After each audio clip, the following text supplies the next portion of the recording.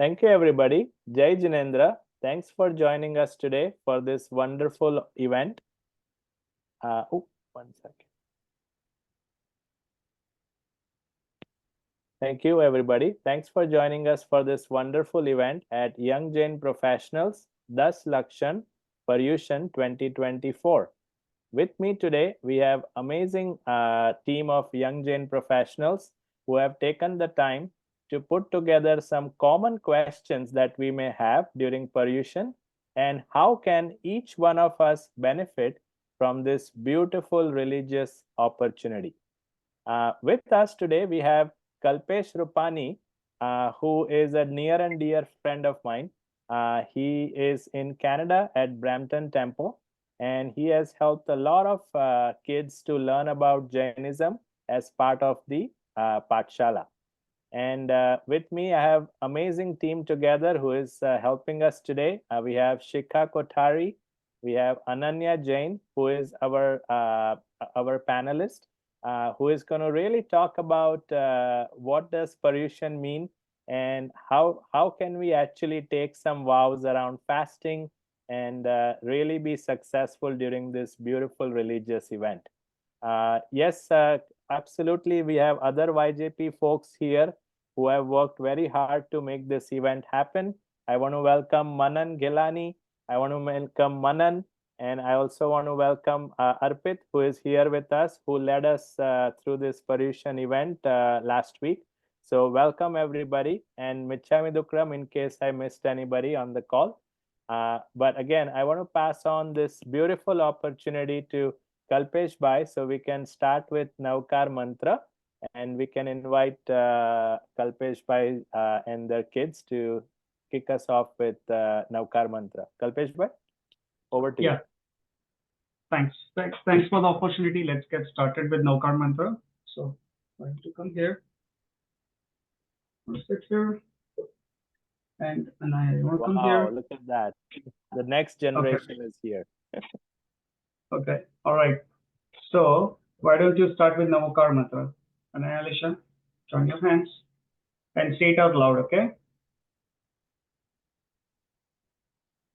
Start.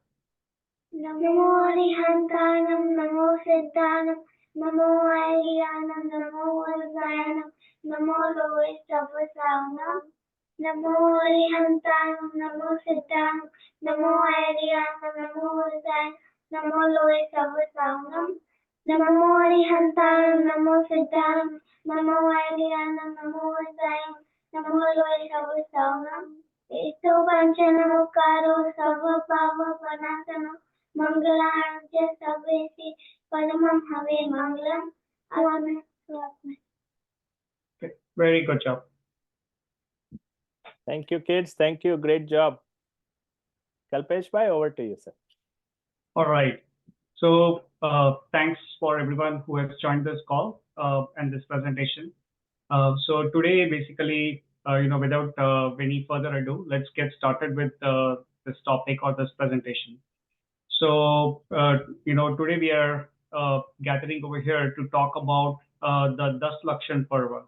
So let's talk about it. Let's understand what is this Das Lakshan or Paryushan, what it means, how it is celebrated, and we'll try to understand more details about it. All right.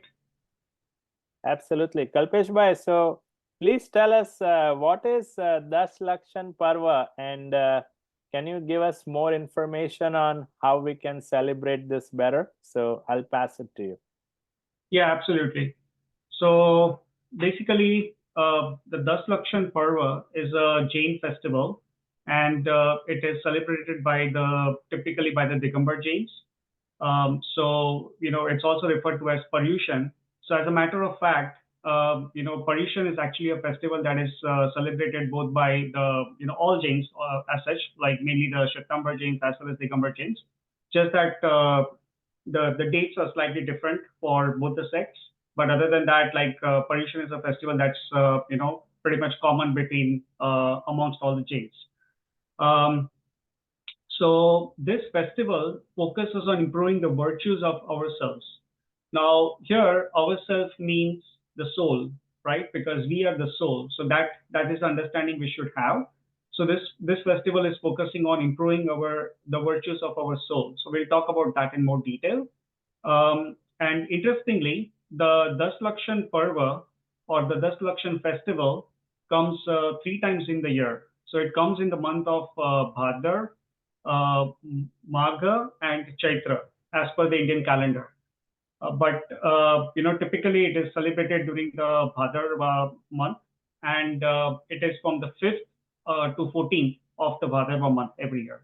So the dates are actually fixed as such as per the Indian calendar, but because as per the Gregorian calendar, these dates vary because the Indian calendar doesn't go in sync with the Gregorian calendar. So these dates will change every year for Das Lakshan as per our the Gregorian calendar that we follow. But as per the Indian calendar, these dates are fixed, which is from 5th to 14th of the Bhadrava month. And the Das Lakshan is celebrated over 10 days. So each of these 10 days signify a cardinal virtue, and we'll talk more about these each of these virtues in the subsequent slides. But that's basically a high-level overview of the Das Lakshan Parva or the Das Lakshan festival. Kalpesh bhai, this is amazing to know exactly what this means for us and how we can understand this better. So now we know it. How can we celebrate Das Lakshan in a better way? Happy to learn from you. Yeah, absolutely. So because it's a religious festival, in Jainism, in fact, all of our festivals are all religious festivals. They help us or they guide us to move in the right direction to achieve ultimate happiness. So this also being a religious festival, this is like the common activities that we do during the Das Lakshan Parva is indulging in various religious activities, like we visit the temple and do puja, we take vows or pachkhan. So that is that's one way of doing it. We reduce our violence, like we try to avoid eating dinner after sunset. We avoid walking on grass or avoid eating green vegetables and so on. So these are some of the activities which are also they also causes hinsa at a very minute level, and hinsa or violence at a minute level. So basically, these are some activities which we try to avoid at least during these 10 days. We also, as far as the religious activities are concerned, we try to listen to swadhyayas, and then we also, try to do pratikaman. So these are some of the activities, religious activities that we try to do over the Das Lakshan Parva. And lastly, the 10 days of Das Lakshan is followed by Shamavani. So Shama is forgiveness. So basically, on this day, we try to offer forgiveness as well as ask for forgiveness from everyone that we know. From our heart or from our mind, we try to actually seek forgiveness from all the living beings in this universe. But at least we also try to communicate that, to all the friends and family members that we know. So that way, we are trying to ensure that we are forgiving others if they did something wrong to us, as well as we seek for forgiveness. And that way, we are trying to get rid of any, ill feeling against other living beings. So these are some of the ways which we use to celebrate the Das Lakshan Parva. That's great, Kalpesh bhai. So we can move into the meaning of Das Lakshan, and then I'll also queue up Ananya to share a little bit about his story around fasting after that meaning of Das Lakshan. So Kalpesh bhai, over to you for the meaning. Sure. All right. So the meaning is pretty simple. The name itself says Das Lakshan. So Das, as we know, it means 10, and then Lakshan actually means indicator. Like it's an indicator. So Lakshan, over here, basically it implies virtues or dharmas. So what we can understand from this is Das Lakshan means 10 virtues or 10 different type of dharmas.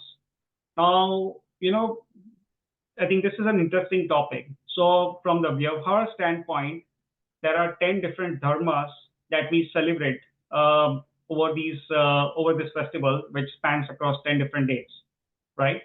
But from the Nischay standpoint, there's only one definition of dharma, which is Vattu Saho Dhammo. So Vattu Saho Dhammo, that if we translate it into our language, it means the intrinsic nature of a substance is its dharma.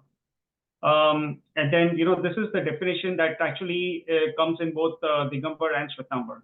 So, like in absolute terms, there's only one definition of dharma, which is, the true nature, manifesting the true nature of our soul is basically the dharma. But from the Vyavhar standpoint, we say that there are 10 different type of dharmas, and then or these 10 dharmas or 10 virtues. So these are the virtues that we celebrate across these 10 days, and we will look at those virtues or these 10 different dharmas in the subsequent slides. Wow. I think this should motivate all of us to take a little bit of a break from your day to day and really pay attention to your soul and give importance to yourself, which we actually don't do on a regular basis. So Kalpesh Bhai has given us some very important information to use that can be really uplifting for you and in your families. So I'll kind of switch gears a little bit and move into Ananya to share a little bit about his opportunity of taking vows and what did you do during Paryushan? Ananya, if I may allow you to ask you to help. Yeah. Yeah, first of all, thank you so much for having me as one of the speakers. It's always good to be part of this community. Also sharing the experience. I think it's a great opportunity to kind of share what you felt.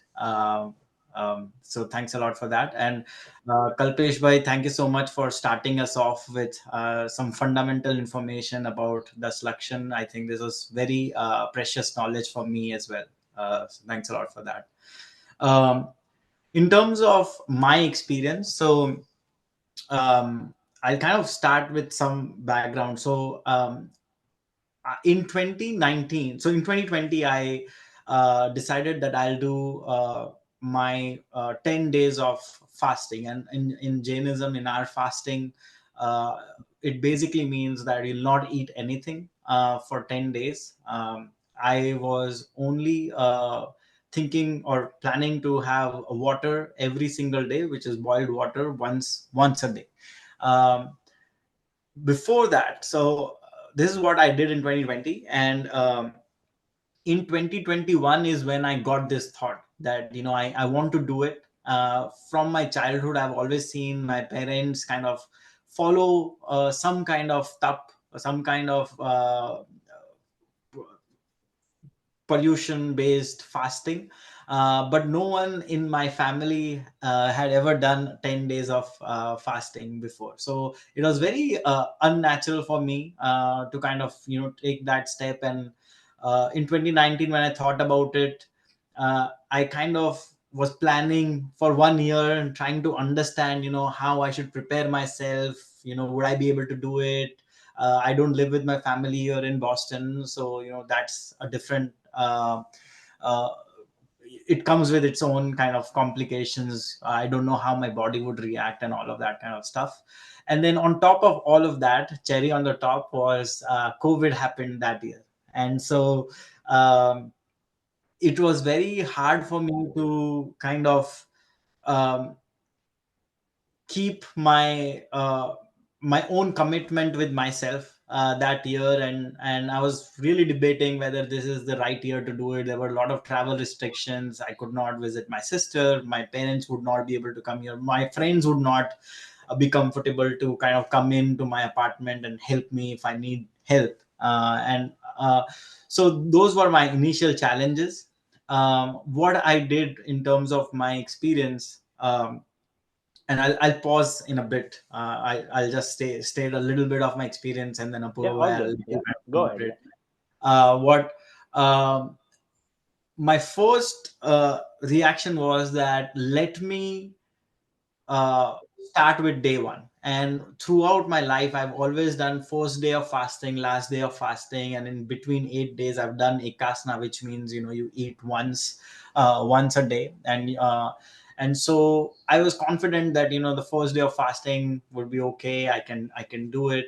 Um and without giving too much of thoughts, I just said, I'm going to just do it. I did the first day of fasting, and because I had this preparation and thought about the second day, that I would like to do this for 10 days, there was a little bit of motivation on the second day to kind of continue with the journey and do it on the second day. But by the almost at the end of my second day, I was very nervous. I was not sure how things would work out. I was scared what my body would feel because I've never done 2 consecutive days of fasting. I was going to enter my third day of fasting, and that was a little more scary for me. Um, and in order to prepare myself for this, I tried to read a lot on the internet, trying to see like how people's body would react and how things would work.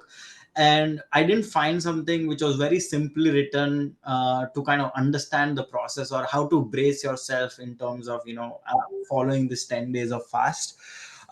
So I did promise myself that if I will be able to complete my 10 days of fasting, I will, before I lose that emotion and experience, I will document it and publish it somewhere so that I can always remember it. But also a lot of people like me who want something to guide them and give them some confidence, they can use that as a material that can be used for their journey of Das Lakshanji fasting.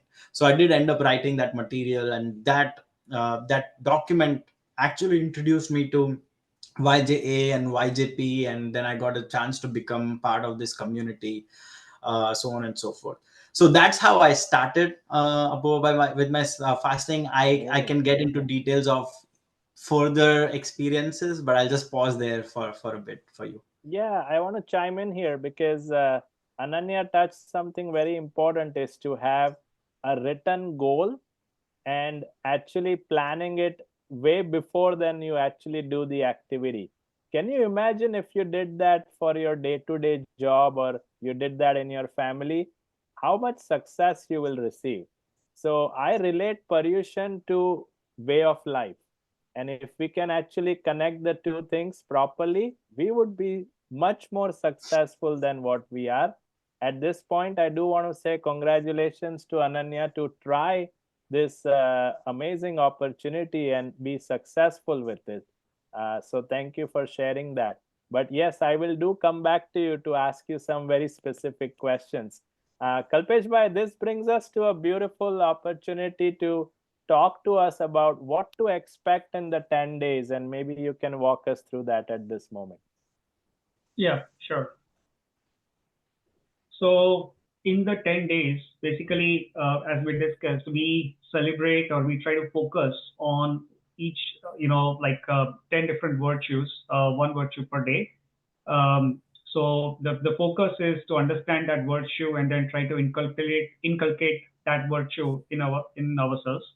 So the 10 virtues are these. So there is actually this sutra from Tattva Sutra which says उत्तम क्षमा मार्दवार्जव सत्य शौच संयम तपस्त्यागा किंचन्य brahmacharyani dharma. So this is in Sanskrit, but it basically is listing all the 10 dharmas, which I have also listed over here. So it's basically Uttam Shama, Mardav, Arjav, Soch, Satya, Sayam, Tap, Tyag, Akinchan, and Brahmacharya. So these are Kalpesh the bhai, 10 different the virtues. slide is not moving, Kalpesh bhai. Oh, I'm sorry. No problem. Yep. Yeah, now is good. Yeah. So yeah, thanks for calling that out. Yeah. So this is the sutra that I read, from Tattva Sutra, and then basically on the slide you will be able to see those 10 the 10 virtues or the 10 dharmas which are listed over here, which we celebrate over the 10 days of Das Lakshan. So I'll repeat this. So it's basically Uttam Shama, Mardav, Arjav, Soch, Satya, Sanyam, Tap, Tyag, Akinchan, and Brahmacharya. So these are the 10 different virtues that we celebrate or we try to understand and inculcate over these 10 days. Now, you would have noticed the word Uttam um, prefixed against all these, 10 different virtues. So what does the word Uttam signify over here, right? So the word Uttam, what it means is it signifies two things. There are actually two ways to interpret it. But basically, the word Uttam signifies that the Jain monks or the Jain saints, they follow these 10 dharmas to a great superior degree, whereas people like us who are not saints yet, but who are devotees and follow the Jain religion, we too follow them, or we too can follow them, but not to that extent as it is followed by the Jain monks. So Uttam indicates that the Jain monks follow these these 10 religions or these 10 virtues to a very great degree. The second interpretation of this word Uttam over here can also be that this word Uttam indicates Samyak Darshan. So Samyak Darshan, like all these virtues, when we acquire them or we try to follow them along with Samyak Darshan, it helps a lot, and it increases our it really accelerates our journey towards moksha. So that's basically the implication or the importance of the word Uttam over here. Now, the obvious question over here is that what does these 10 virtues mean, right? What does it mean, and what is the significance of each of these? So let's jump onto that as well. So I'll try to go through all these 10 virtues. One thing I just wanted to point out is that I may be using some religious terms. So in case, if they feel like jargons, or if you're not aware of the meaning of those terms, feel free to just pause and ask questions about like the meaning of those terms. But if you obviously have any other questions, you can put it in the chat, and then we'll have a question answer session as well towards the end of this presentation. Absolutely. Yeah. And just make sure the slide is moving. I don't know if there is. Yeah. All right. Perfect. So this is the slide for Uttam Shama. Are you able to see it? Yes, Apurva? now we can. Yes. Okay, sounds good. All right. So the first virtue or the first dharma is Uttam Shama. So Uttam Shama, what it means is that we forgive those people. We seek forgiveness from everyone, as well as we seek to forgive everyone who we think has done wrong to us, right? So Shama means forgiveness. So Shama is basically like we are trying to seek forgiveness, as well as we are trying to give forgiveness to the other living beings. So that is basically how we start our Das Lakshan. And this is a very great virtue, because Shama is basically the opposite of anger in a way. So when we try to inculcate this virtue in ourselves, we are trying to reduce our anger, the feeling of dvesh or dislikeness, or feeling of revenge against the other living beings. And a lot of you may have heard this. There's this sentence in our religion. It says, "Shama virasya bhushanam." So what it means is that forgiveness is a jewel of the braves. So it takes a lot of courage, and to forgive others, particularly if someone has really hurt you in any way, whether it's mentally or physically. It takes a lot of courage to forgive others. So this is the title that only the brave people can actually forgive others. So that is what it is. And then we start our Das Lakshan with this virtue of Uttam Shama, which is seeking forgiveness as well as forgiving the other living beings. So that's the first one. The next one is Uttam Mardhav. So Mardhav basically means humility, which is to renounce pride.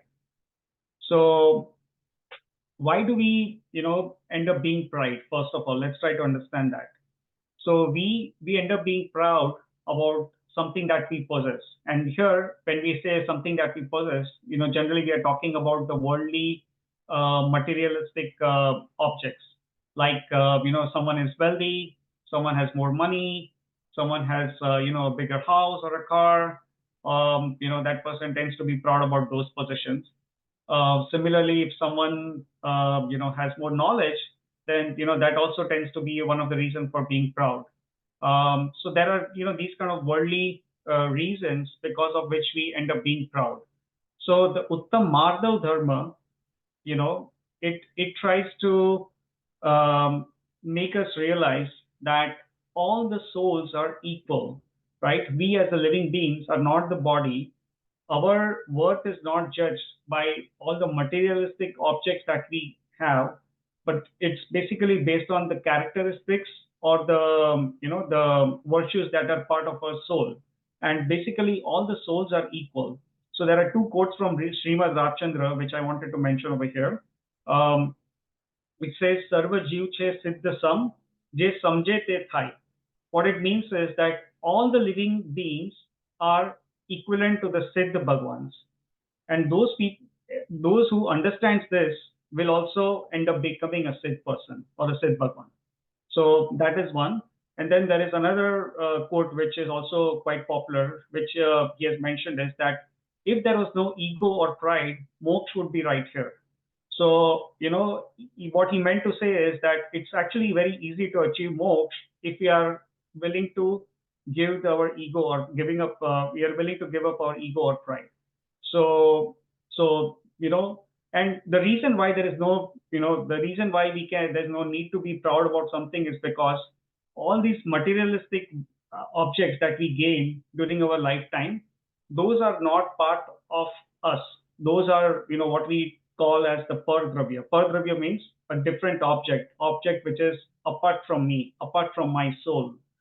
So, and all these things that we get is just because of our punya karma, but they are not part of us. They are separate from us. They are different from us.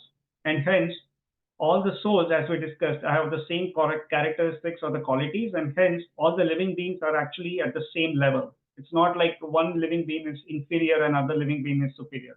So that is what we need to understand and inculcate this, virtue of Uttam Madhav or humility. So that's the second virtue that we just discussed over here. Kalpesh bhai, that's amazing. Maybe we'll take a second here, and maybe Ananya, when you were fasting, did you ever face anything around humility? Oh, that's a good question. So yes, the first impulsive answer is yes. When I was fasting, and I want to kind of share this concept about Paryushan and Das Lakshan that I have kind of taught myself. Um, and that is like, how every year Diwali comes and we kind of clean up our house and throw off all the unwanted things. uh, we prepare for the next year. I have started to feel that Paryushan kind of does that for me and my body and my soul.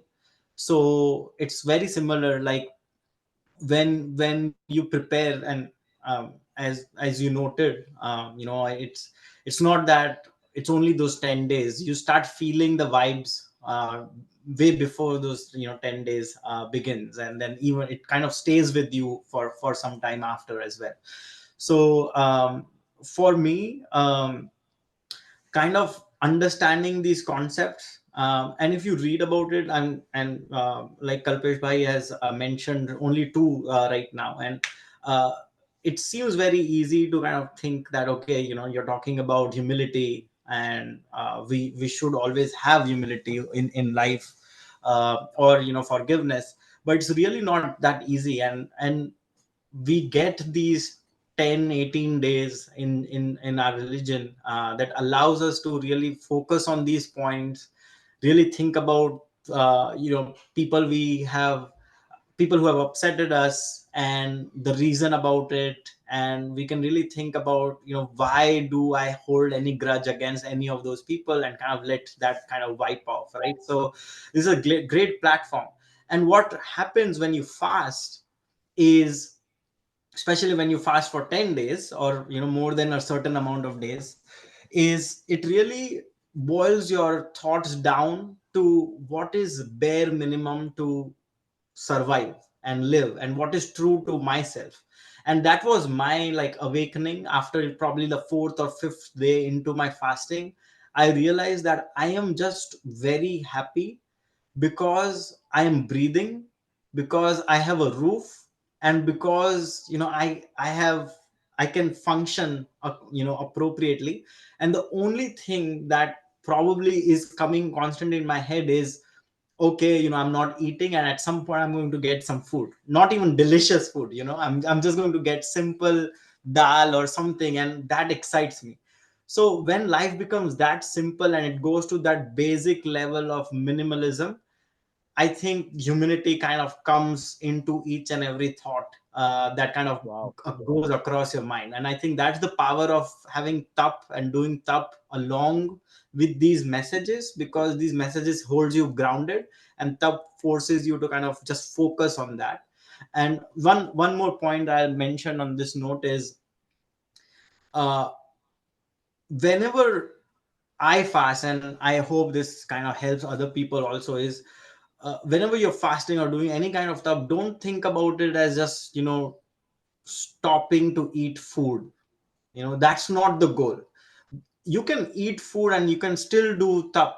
It really needs to come from your soul to kind of say, I don't really mean bad for anyone. My thoughts needs to be pure. I am trying to use as minimal things as possible so that my impact over the world, carbon footprint over the world in modern terms, is as less as possible, right? So um, I think I write this in my article also, is I don't use shampoo for 10 days. I only shower for 2 minutes. I make sure that my usage of water is limited.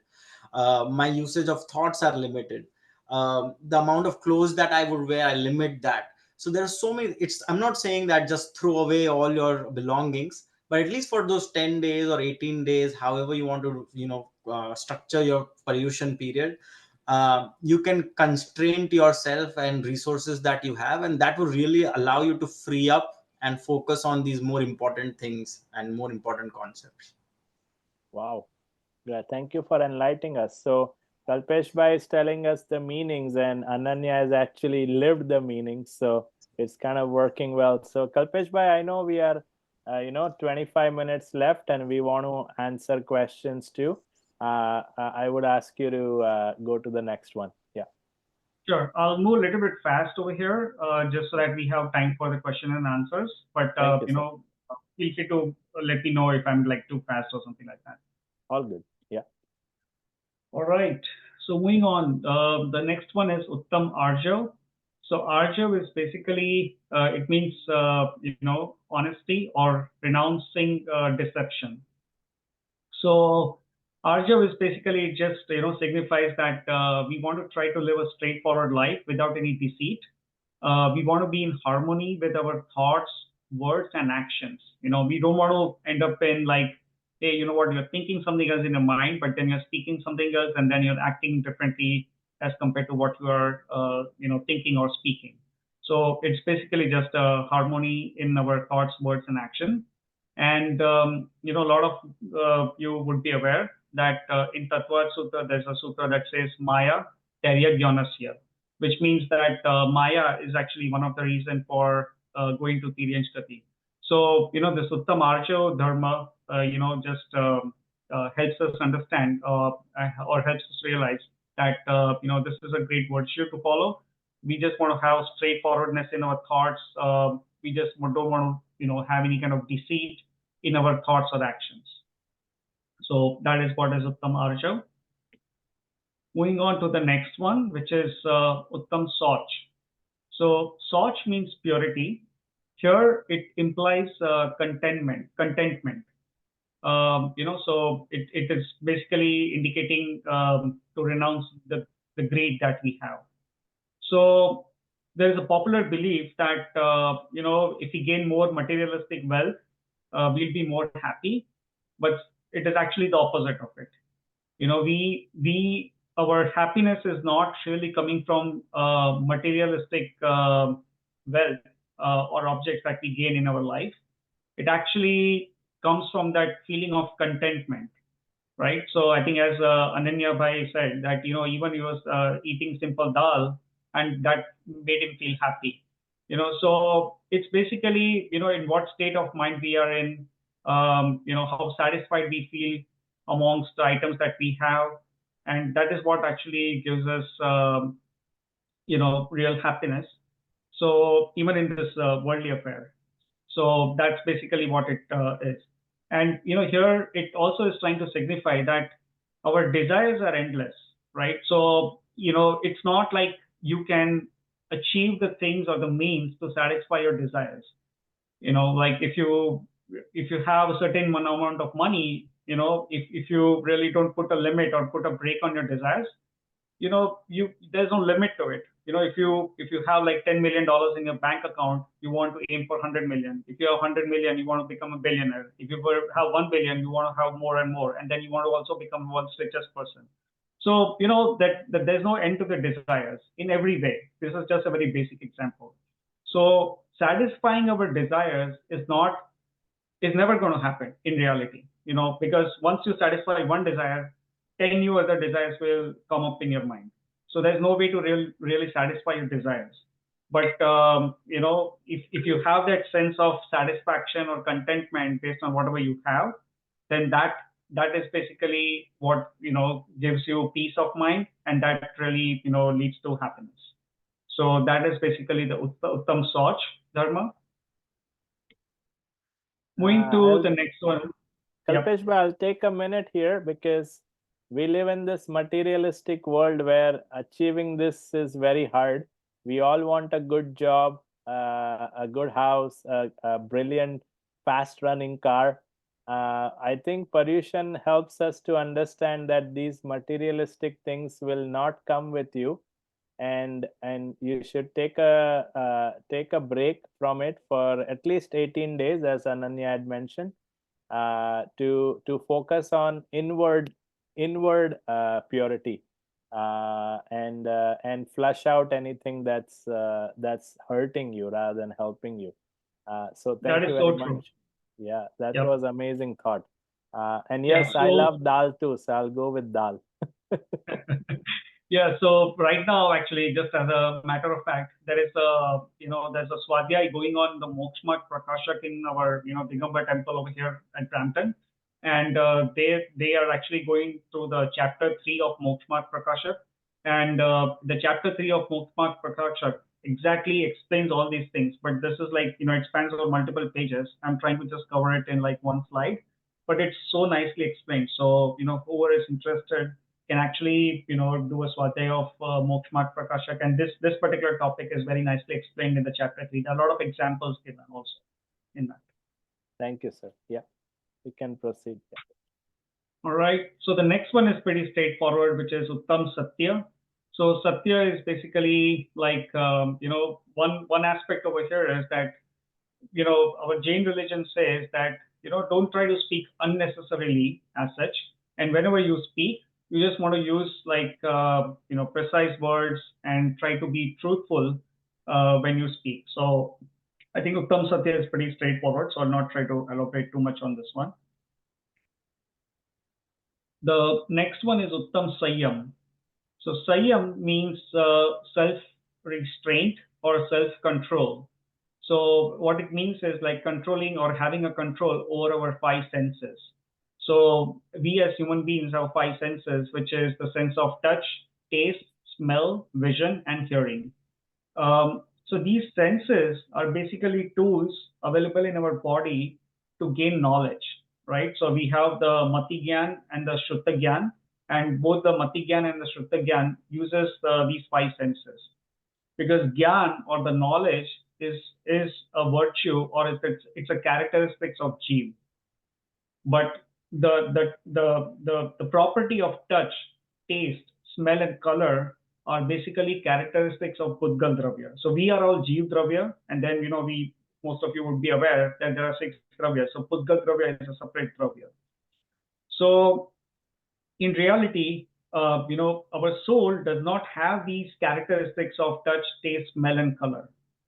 However, because of our lack of understanding of the universe, or because of our mithyatva, what happens is that when we see any Pudgal Dravya, or when we, feel any Pudgal Dravya, we know through our senses that Pudgal Dravya, we know the color of that Dravya, we know the taste of that Dravya, the smell, and, like what kind of touch it has and all those things.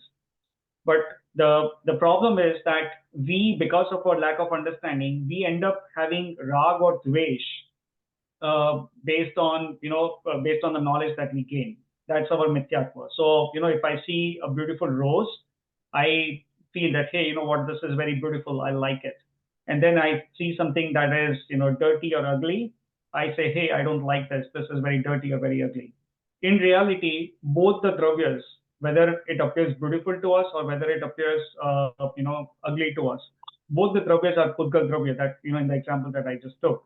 So here it's basically, we need to understand that we as the soul don't possess any of those characteristics, and the property of one dravya cannot be transferred to another dravya.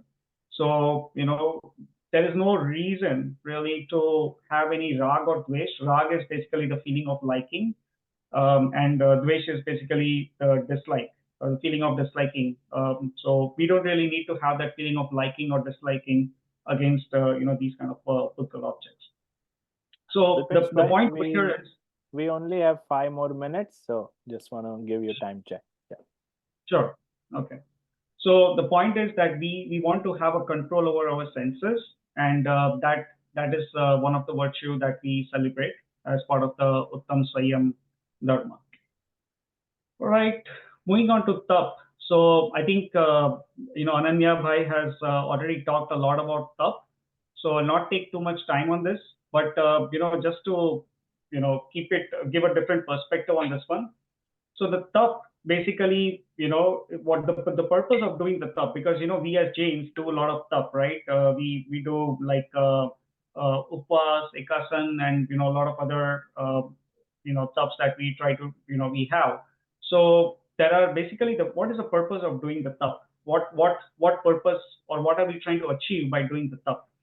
So the purpose of doing the tap, as you can see over here, it's basically to do samvar and nirjara. So samvar is basically the influx of new karma, and nirjara is basically getting rid of the karmas that are already bound to our soul. So tap basically helps us do that. It helps with stop the inflow of new karma, as well as to get rid of the existing karmas that are bound to our soul. That is the main purpose of the tap. And interestingly, there are actually 12 type of taps. If we try to categorize them, so there are taps where we try to use our body, which is also called as the bahya tap, and like ekasan, upas, or you just eat less quantity of food. You don't like completely skip it, but you eat less quantity of food, or you try to eat food which doesn't have certain items in it, like it doesn't make it tasty. So you try to eat some tasteless food. So those are also different type of taps.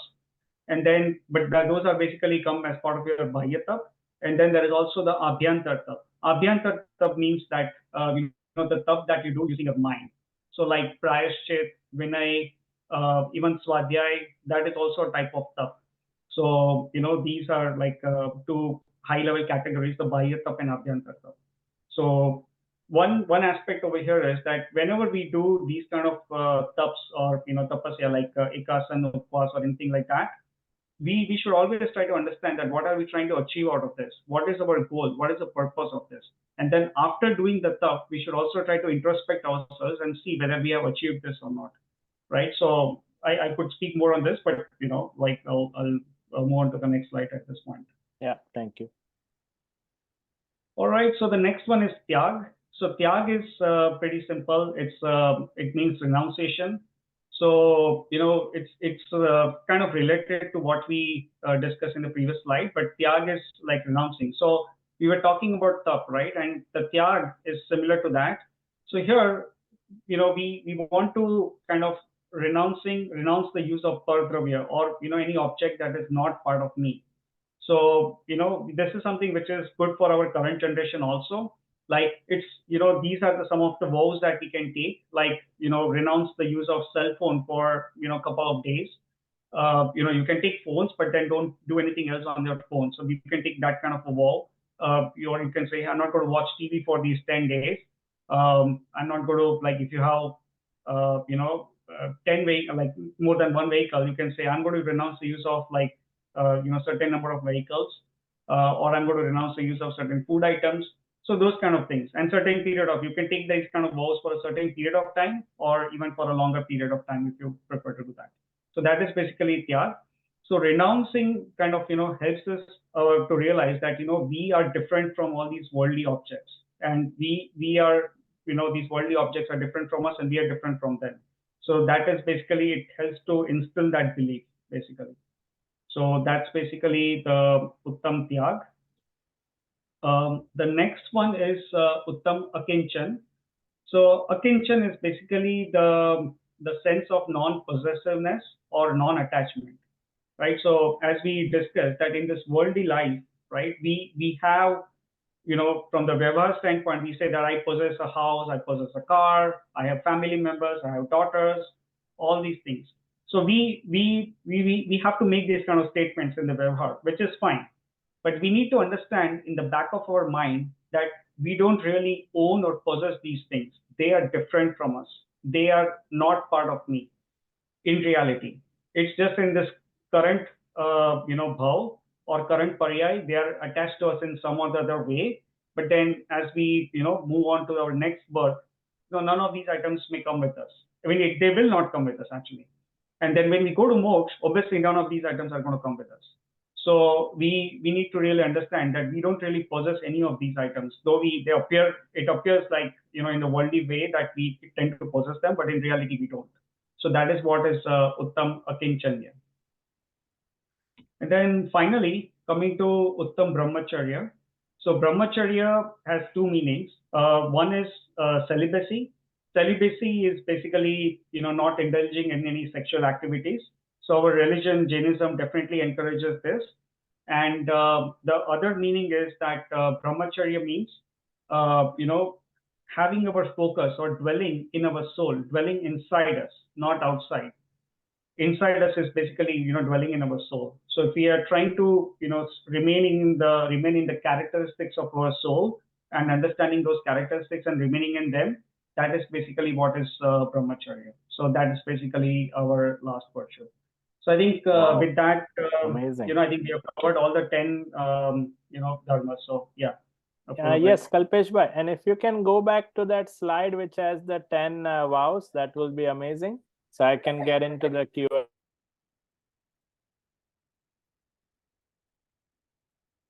Thank you very much. So we have, 7 to 8 more minutes where we can cover some question and answers. I really want to thank Kalpesh bhai and Ananya Jain to bring us this beautiful information in English to help us understand Paryushan a little bit better. And while doing that, it actually helped us understand Paryushan and what we can do and what we should not do. So we appreciate that absolutely. This is a good time to ask any questions. And let's, and yes, Kalpesh bhai, we can stop sharing screen so we can see people and see if we are having any questions on this event. Anybody with question, you can either shout it out or write in the chat box. Yeah, we have one over here. If in case any one of you want to take it over, is how is Paryushan actually practically useful in day-to-day life? Anybody wants to pick it up? Ananya, you can go for it. Yeah. Yeah, sure. So Paryushan in day-to-day life, from my perspective, I think I already kind of touched on it a little bit. Like, I use it as like a internal soul, mind, body cleaning process on a yearly basis. It's kind of looking at your iCloud system that you have in your body, and kind of taking out all the additional documents that you want to kind of dump in your trash bin, right? So I think this is that process that helps you kind of do that. If you think about these 10 virtues, just think about it. uh, you know Forgiveness, or even akincharya, for example, non-attachment. You can take it to a very smallest thing. For example, this toy here, which is on my desk, it has been with me. One of my first managers gave it to me. I'm very attached to it. I'll say for 10 days I'll not play with it. It can be as small as this to as big as not feeling attached to my mother and not feeling attached to my family, uh, and completely just freeing myself up from every kind of sense of attachment that I have with my friends, families, people who love me, X, Y, and Z, right? Totally kind of thinking about yourself. So the point what I'm trying to make is, use this as a guide and a platform where you can reset yourself and kind of clean your thoughts and restart, and kind of help yourself kind of recharge a little bit. I think that's how I would take Paryushan. You don't have to do anything in extreme. You can start as small as possible, and you can maintain at as small as possible. You can only take it to extreme if you want it to, but as long as you have this awareness of why you are doing it, I think that's good enough. Wow. So I'll add something here. With this session here, I want to be on the path of achieving moksha, because when we look at all the 10 days that we can follow, if we do it even 50%, we are on the way to moksha. So I really like this. And I also want to take an opportunity to thank Young Jain Professionals, YJP, who has taken the time to put together an informative event like this, to let Jains know how to celebrate this beautiful festival or event in our culture. So, Kalpesh bhai, I will ask you another question or a comment: is how can we help young Jains achieve even one vow? So, we have taken this vow that we're going to have at least 100 Jains do one day fasting. And Shika, I know, she's looking at data every day. I think we are very close. So, Kalpesh bhai, with your experience, or what can you tell us to motivate us to achieve that wow? Yeah, so I think first of all, what I would recommend is like for people like us, instead of taking the vows that challenges us physically, let's try to focus on the vows that can challenge us mentally. So like Amazing. let's say you try to you like watching movies, let's say, and you watch something on Netflix every day. Try to take a vow saying that, hey, I'm not going to watch Netflix, or I'm not going to watch TV for the next 10 days. I'm not going to watch my favorite show for the next 10 days. So that is going to challenge you mentally. Similarly, there are a lot of other vows that, like these that you can take, or you're going to say that I'm not going to use my phone except for taking calls for the next 10 days, those kind of things. So these are the vows that challenges you mentally. And these vows are, likely to kind of, give you a break from all these worldly things. So as, for going back to the previous question, which was like, how practically what is the implication. So this religion, or the Das Lakshan or Paryushan, is basically an opportunity to kind of pause our focus on all our worldly matters and get our focus on ourselves. Ourselves is basically the soul. So that is what it is. And then how we can achieve these vows easily. So try to start with these small vows.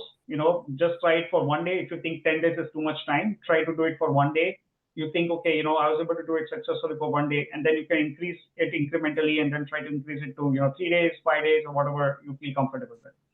So that is one. And the mental understanding over here is that is what is going to help you achieve the wow. So for example, if you mentally understand that you are different from all these worldly objects, you as a soul have a what are the characteristics of the soul, what are your true characteristics.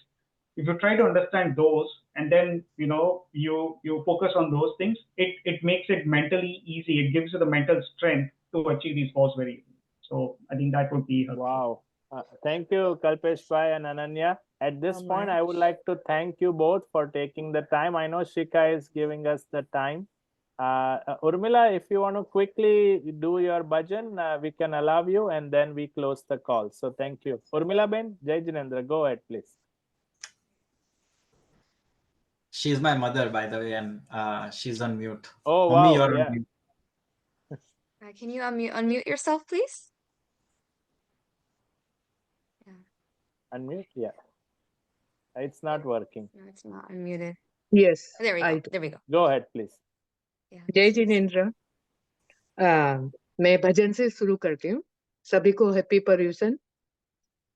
मन की कसायों को त्यागो, माफी मांगो और माफ करो। 10 लक्षण है दिल की दिवाली, कोना कोना साफ करो। मन की कसायों को त्यागो, माफी मांगो और माफ करो। 10 लक्षण है दिल की दिवाली, कोना कोना साफ करो। दिल की हर दीवार पे अब के 10 धर्मों के रंग चढ़े। दुर्गुणों की दुर्गंध दूर हो, सद्गुणों की सुगंध मिले। आत्म शुद्धि के इस अवसर पर खुद के संग इंसाफ करो। 10 लक्षण है दिल की दिवाली, कोना कोना साफ करो। 10 लक्षण है दिल की दिवाली, कोना कोना साफ करो। जय Jinendra. Wow. Jai Jinendra, Jinendra, thank you very thank you so much. much. And again, thank you everybody for being there. Shika, you want to say something? Go ahead. No, that's it. We will have to end this call because Jaina has a call with this right now. But thank you Excellent. so much, everyone, for attending. And And thank you, we're Urmila going to Aunty, close for this out this now. Jai opportunity. Jinendra. Thank you. Thank Thank you. Jai you. Jinendra, Kalpesh Bhai, Ananya. Appreciate. Take care.